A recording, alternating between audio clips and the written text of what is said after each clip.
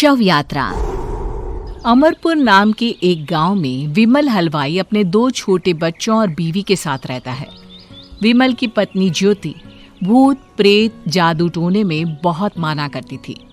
इसका बिल्कुल विपरीत विमल इन चीजों को दकियानुसी माना करता था।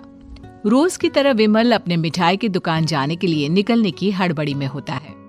मैं निकलता हूँ ज्योति, देरी हो जाएगी, दुकान भी खोलनी है मुझे। अजी ध्यान से, आज अमावस्या है। रास्ते में कोई कपड़ा या कुछ भी गिरा हो तो उसे लांग मत दीजिएगा, बगल से चले जाइएगा। अरे ऐसे तो तुम मुझे पागल ही कर दोगी क्या? हाँ, मैं नीचे देख कर चलूं कि सामने से कोई गाड़ी घोड़ा आकर मेरे ऊपर से चला जाए? दोनों हालत में तो मेरी ही मौत है। अरे क्यों सुबह सुबह इतनी अपसुगनी बातें कह रहे हो जी? मेरे गांव में तो ऐसा आंखों के सामने होता हुआ देखा है मैंने, इसीलिए कहती हूँ, वरना मुझे क्या, पड़ोसी को तो नहीं कहना चाहती मैं। पति हैं आप मेरे, इसलिए बोल रही हूँ। विमल अपनी मिठाई की दुकान चला जाता है। दुकान पर पहले से ही ग्राहकों की लंबी लाइन लगी हुई थी। ये लो, वहाँ ज्योति अमावस्या को लेकर परेशान है और आज तो हमेशा से ज्यादा ही लंबी लाइन लगी पड़ी है। अच्छी खासी बिक्री होगी आज। विमल दुकान खोलता है। एक के बाद एक ग्राहक उसकी दुकान पर मिठाई ले रहे होते हैं। तभी गांव की एक बूढ़ी औरत विमल से कहती है, जिस तेजी से बिक्री हो रही है, कहीं किसी की नजर ना लग जाए, नींबू मिर्ची टांग ले। अरे क्या चाची तुम भी, ये सब नजर बजर कुछ नहीं होता है। कैसे लोग हैं मेरे आसपास। अपनी दुकान से शाम को विमल हंसते कूदते वापस घर आता है। हाँ, आज तो अच्छी खासी बिक्री हुई है। 1 महीने में जितनी बिक्री होती है, एक ही दिन में आज उतने पैसे कमा लिए मैंने। ये तो बहुत अच्छा हुआ जी, आज ही घर की नजर उतारी है मैंने। बिक्री तो अच्छी होनी ही थी। अच्छा, तुम खाना लगा दो, सारा माल बिक चुका है। मुझे शहर जाना होगा, कुछ चीजों की जरूरत पड़ेगी। रात भर मिठाई बनाऊंगा, तब जाकर कल सुबह दुकान खोल पाऊंगा। खाना खाकर विमल शहर जाने के लिए निकल पड़ता है। सुनिए जी, ध्यान से जाइएगा। चौरस्ते पर किसी जादू टोने की चीज पर पैर मत रख दीजिएगा। हे भगवान, हद हो गई ज्योति, ये तो मैं जा रहा हूं। विमल गुस्से से शहर जाने निकल पड़ता है। रात का काला घना अंधेरा, चांद की एक भी किरण ना होने के कारण अंधेरे में कुछ भी देख पाना मुश्किल था। जंगल के बीच के एक अधकच्चे रास्ते से विमल जा रहा होता है।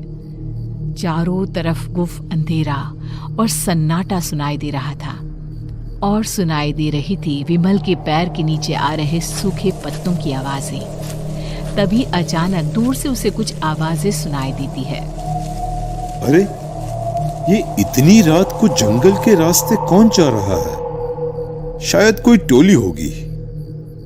राम नाम सत्य है, राम नाम सत्य है, राम नाम सत्य है, राम नाम सत्य है। धीरे धीरे आवाज कुछ कुछ सुनाई पड़ती है।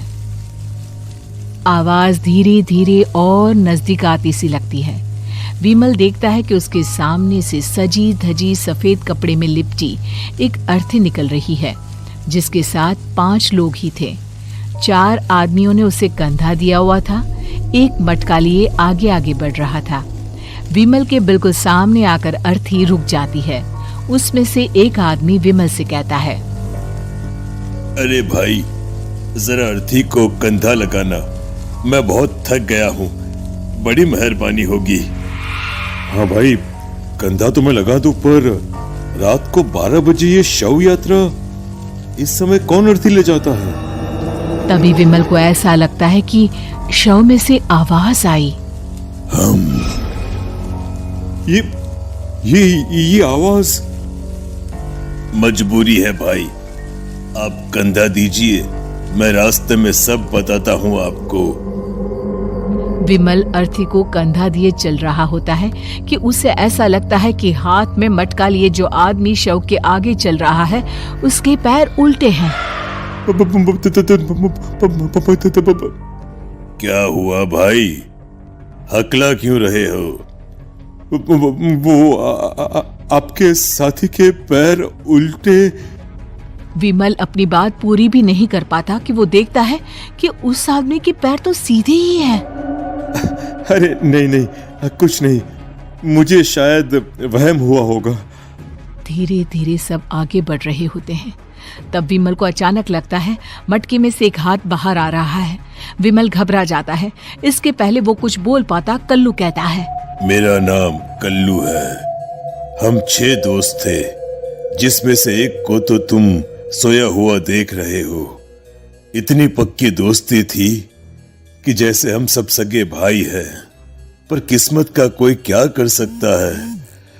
आज से 4 साल पहले एक नदी में हम सब नहाने गए थे, जिसमें डूबकर राजेश की मौत हो गई। किसी मजबूरी के कारण हमें उसकी अर्थी को रात को ही शमशान घाट ले जाना पड़ा। हम 5 उसे ले जा रहे थे। 4 साल पहले आप 5 में मैं कुछ समझा नहीं। मंकू अपनी गर्दन पीछे घुमाकर अपनी आंखें बड़ी बड़ी कर विमल से कहता है, अरे भाई, पूरी कहानी खत्म होने दो, फिर बीच में बोल लेना, ठीक है? तभी रास्ते में एक हादसे में अपने दोस्त के साथ हम सभी मर गए। वो सामने देखो, हमारा दोस्त। विमल सामने देखता है। उसे दिखता है कि एक ऐसा आदमी जिसका शरीर कई जन्मों से पानी के अंदर रहने के कारण सफेद पड़ गया है। उसकी आंखें बाहर की ओर निकली हुई थी। फिर ये अर्थी किसकी है? अर्थी के साथ के लोग अर्थी को नीचे रखते हुए एक साथ विमल की ओर देखते हुए कहते हैं, तुम खुद ही देख लो। विमल शव पर से सफेद कपड़ा हटाता है। शव की जगह खुद को ही देखकर विमल के होश उड़ जाते हैं। वो शव विमल की ही थी। पलक झपकते ही विमल उस अर्थी की जगह पर होता है। 6 के 6 दोस्त उसी तरह अर्थी को उठाकर चलने लग जाते हैं। राम नाम सत्य है। राम नाम सत्य है। राम नाम सत्य है।